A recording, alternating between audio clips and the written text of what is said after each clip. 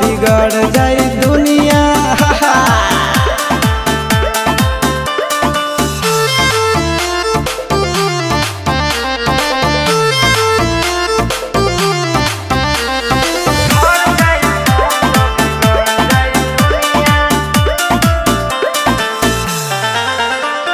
भले होई फांसी गइल बदमाशी छूटी ना काहे जानेला परखंड जानू हमारो घमंड कबो टूटी ना। का बुझलू सुनो